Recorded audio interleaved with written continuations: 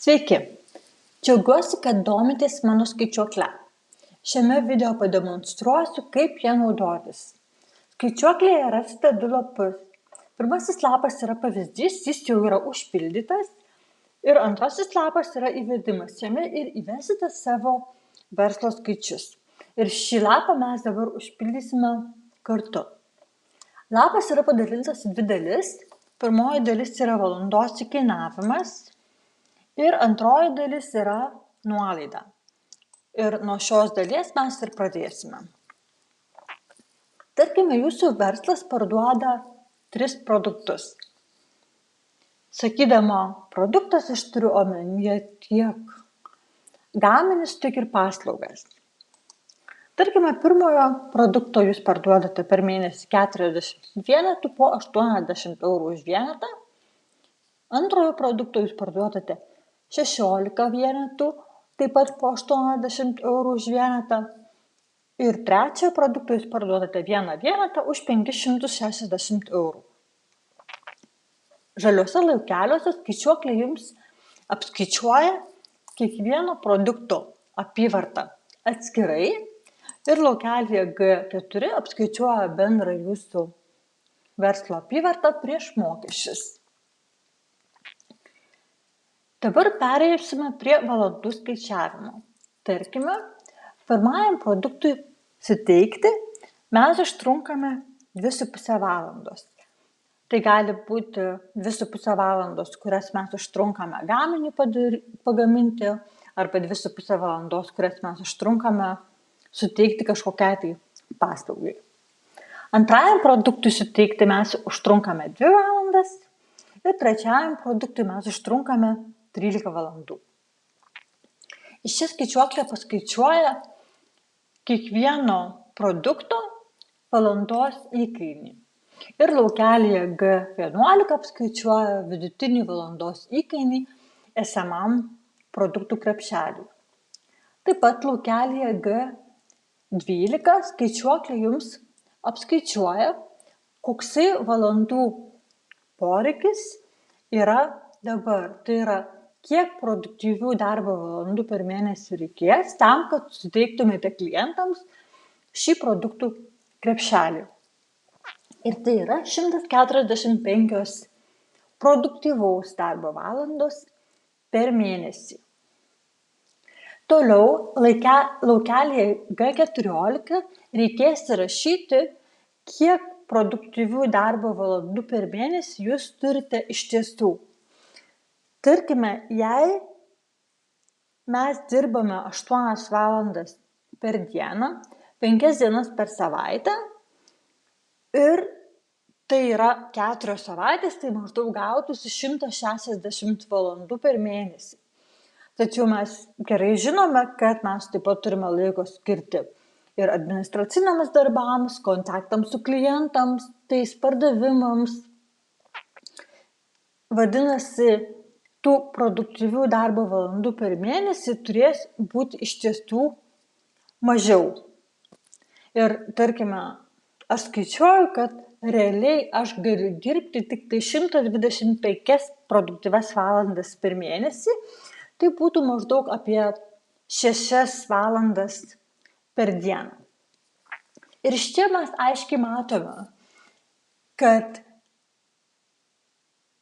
mes neturime tiek valandų, kad mes galėtumėm suteikti klientui šį produktų krepšelį ir uždirbti būtent tą apyvartą.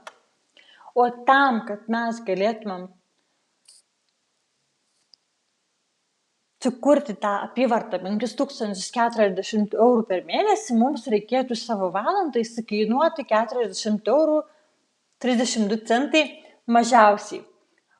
Vadinasi, iš čia pakiltų jūsų vieno produkto kaina, tačiau sumažėtų parduodamų produktų kiekis ir tokiu būdu išliktų ta pati apyvarta. Tai yra visiškai minimalūs pakeitimai, kuriuos jūs turėtumėte padaryti, kad būtų ir realistiškai įvertintos jūsų produktyvios darbo valandos per mėnesį. ir uždirbtumėte savo norimą apyvartą. Toliau yra dar viena dalis, kurią verslai labai dažnai pamiršta įtraukti į savo valandinį įkainį ir tai yra atostogos. Kaip žinia, mes atostogaujame maždaug tarp 20 ir 30 dienų per metus ir tomis dienomis mes nedirbame, vadinasi, tos dienos, jeigu mes jų kažkokiu būdu neįtrauksime į savo kainodarą, jos liks kaip ir nemokamos. Ir čia jau reikėtų pasiskaičiuoti kiekvienam individualiai ir aš sakau, kad darbo dienų pagal kalendorių per metus yra 251 diena. Taipogi aš žinau, kad per metus aš maždaug atostogauju apie 25 dienas ir iš čia aš gaunu, kad efektyvių darbo dienų per mėnesį aš turiu tik tai 226 dienas.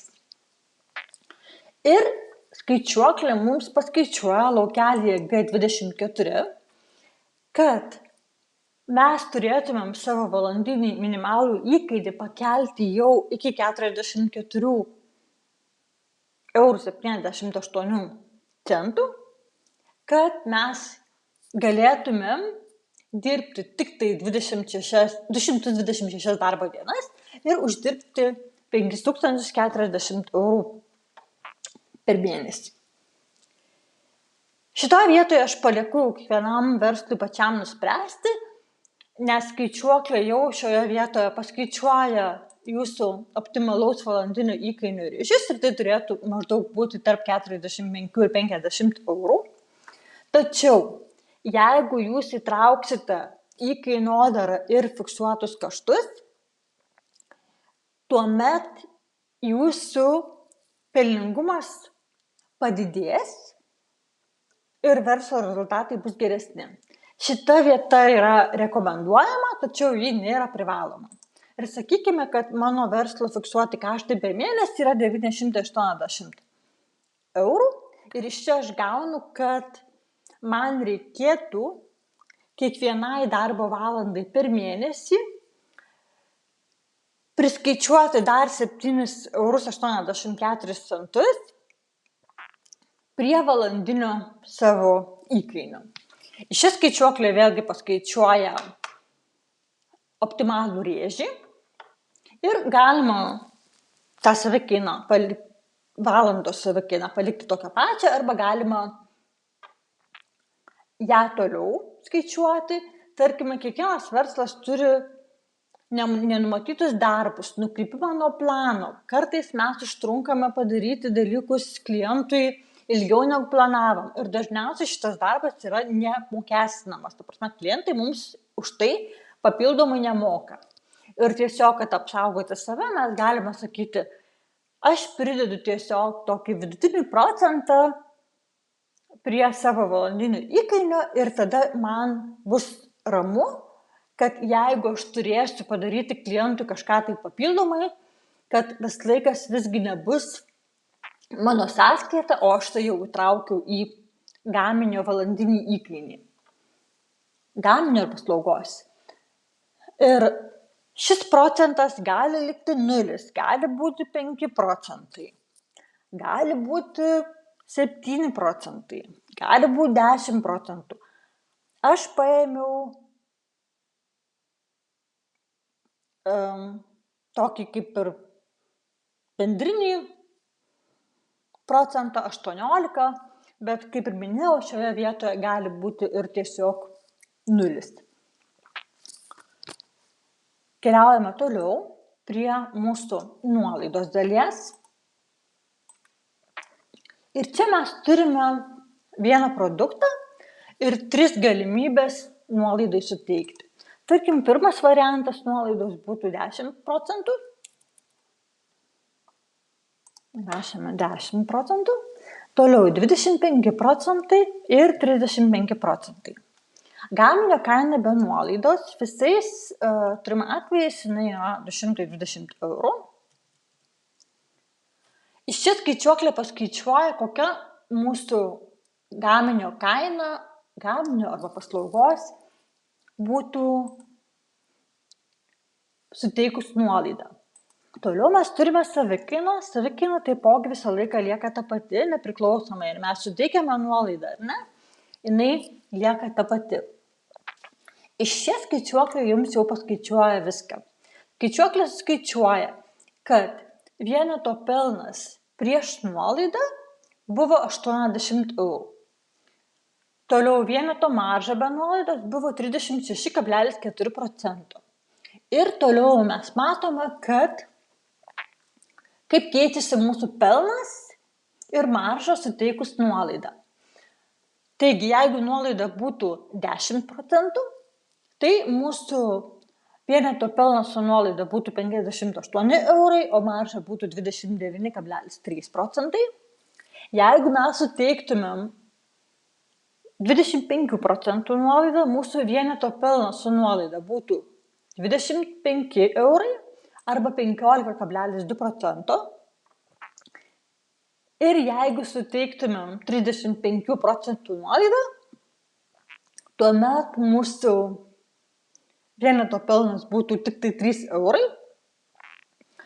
o mūsų marža būtų po nuolaidos tik tai 2,1%. Ir šioje eilutėje mes matome, kaip mūsų pelnas sumažėtų palyginus tai, koks jisai buvo prieš nuolaidą ir koks jisai tapo suteikus nuolaidą. Taipogi, eilutėje papildomi pardavimai vienetais mes turime, kiek papildomų vienetų mums reikės parduoti tam, kad mes uždirbtumėm tą pelną, kurį mes turėjome be nuolaidos. Tai jeigu suteiktumėm 10% nuolaidą, mums reikėtų parduoti 1,38 produktų daugiau, kad uždirbtumėm 80 eurų pelną. Jeigu suteiktumėm 25% nuolaidą, mums reikėtų parduoti 3,2 gaminio, tam, kad uždirbtumėm 80 eurų pelną.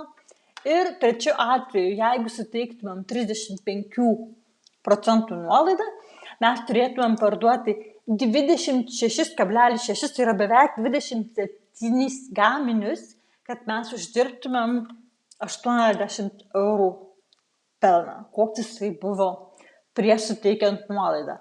Ir iš čia mes labai aiškiai matome, kad aukščiausia mūsų suteikiamos nuolaidos riba iš tiesų būtų 25%, tai galėtų ji būti 10, 11, 12, 15, 20% ir daugiausiai tai turėtų būti 25%.